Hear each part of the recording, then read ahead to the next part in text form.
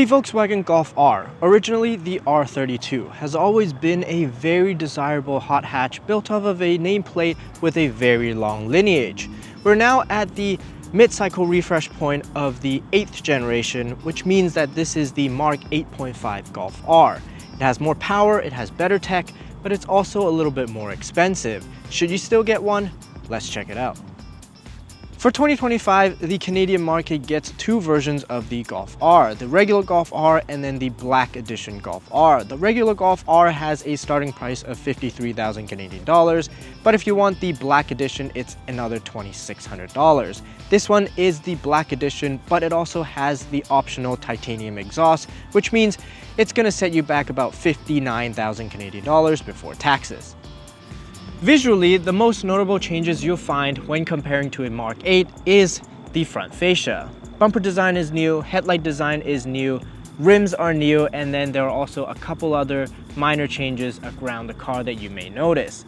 The Black Edition on the exterior is essentially just a black pack, blacks everything out, including the black VW logo and all the emblems. The rims and the calipers are blacked out, and also the headlight housing, including the blue stripe that goes across, are also now blacked out. Under the hood, you're looking at the EA888 inline-4 turbocharged engine that uses an undersquirt setup and a compression ratio of 9.3 to 1. With this iteration of the Golf R, it makes 328 horsepower and 295 pound-feet of torque, using about 21 pounds of boost.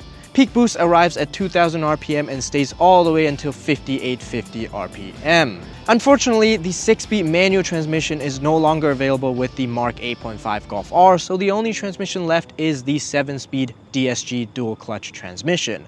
Power goes to all four wheels using the 4Motion all-wheel drive system, but the Golf R also gets a torque vectoring rear differential that allows all the power that goes to the rear axle to be pushed to the outside wheels for better rotation and a little bit of drifting fun.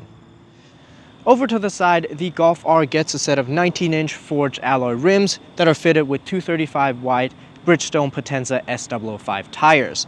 Up front, you get a McPherson strut setup with 2-piston brakes and cross-stroke rotors, and then in the back, you get a multi-link setup with a single piston brake. The Golf R also gets adaptive dampers, which you can adjust using the dynamic chassis control. Around back, the Mark 8.5 Golf R looks pretty much identical to the Mark 8 because we don't get those cool LED taillights that the Europeans get. But there's one thing that's very special about this Golf R, and it's the exhaust. This is optioned with the optional Akrapovic titanium exhaust system, and it sounds pretty good. Let's hear it.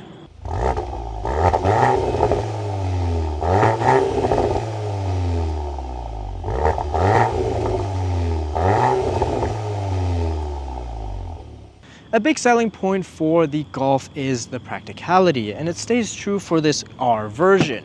You get 564 liters of space and some extra underneath the trunk floor. You can also fold down the rear seat 60-40 split, and it even has a central pass-through for your skis or whatever.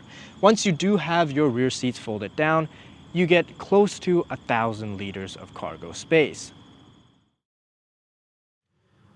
Inside, the Golf R comes standard with black Nappa leather seats with blue accents, but this Black Edition is equipped with the cloth seating package, which is a no-cost option. So the cool patterns that you see on the seats and also the suede materials around, that's from that package.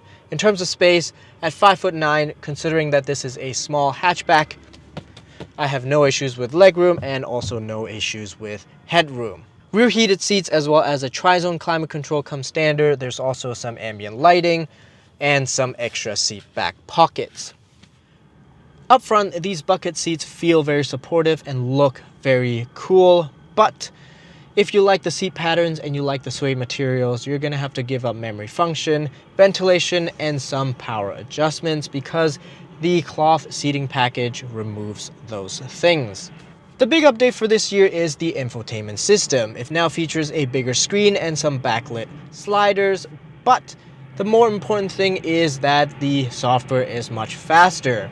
It is still a full touch operation even on the steering wheel here, but because the screen is so responsive, it's actually not bad to use. It still has wireless Apple CarPlay support and wireless Android Auto support, as well as a Harman Kardon sound system.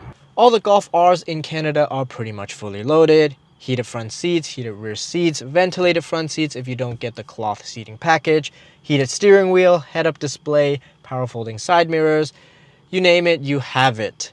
The made in Germany build quality is also excellent. The door closes with a very solid sounding thunk. Anyway, without further ado, let's go for a drive.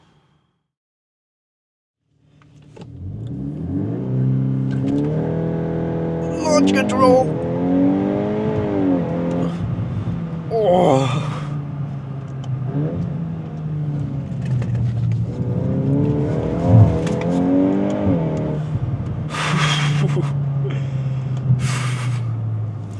You do lose out on the DCT farts when using launch control, and I feel like they could have dumped the clutch a little harder, but regardless, 0 to 100 kilometers an hour in the low 4-second range, this thing is incredibly quick. The power band is also so well done. Peak torque arrives early and stays almost until 6,000 RPM. Even when you're not doing launch control, if you stay in these sporty drive modes, it will raise the idle RPM to get you off the line a little quicker. But of course, do keep in mind that since this is a DCT, it does take maybe like half a second for the clutch to fully engage. The optional titanium exhaust, although still not quite as loud as the Elantra N, does give you plenty of pops and bangs, especially if you roll down the windows, you can very audibly hear them.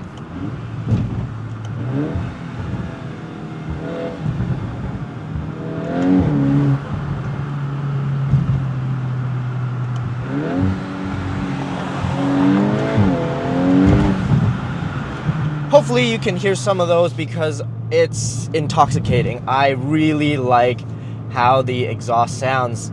It could be a little louder, but in this day and age, I am not complaining.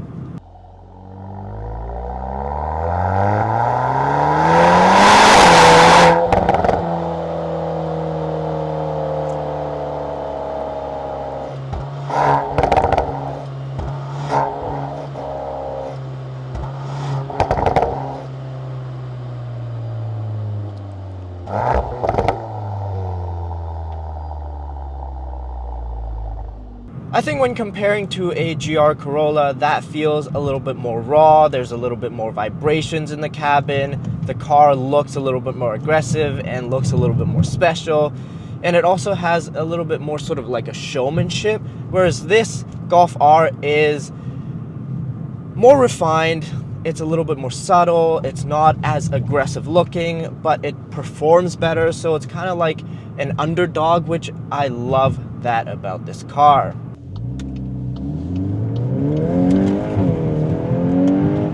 In terms of handling, easily the most impressive thing about this car while driving it on the road is how well it rotates. The torque vectoring differential does a whole ton of behind the scenes work, and really it makes this car feel like it's a rear bias car. It just is so happy to rotate, and it just feels incredible.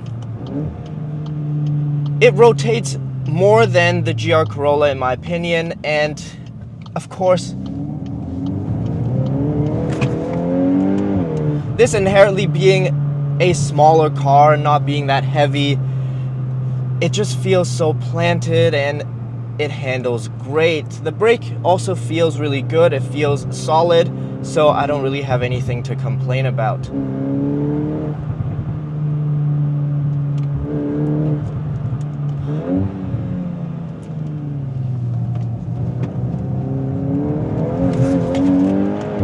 Look at that, oh my goodness. So for this generation, no more manual transmission, but what you do get is one of the best dual clutch transmissions on the market. The DSG can be smooth, but it can also be aggressive and quick. In the comfort modes, the clutch engagement is a little slower, it's a bit more laid back, and then in the sporty modes, it's aggressive and quick. When you let it do its thing, it pretty much never feels clunky, it just feels refined. But if you want to manually shift it, it also does a good job. I would say that it responds better to downshifts, however, because sometimes upshifting will feel a little lazy and a little sluggish, especially when you're in the lower RPMs.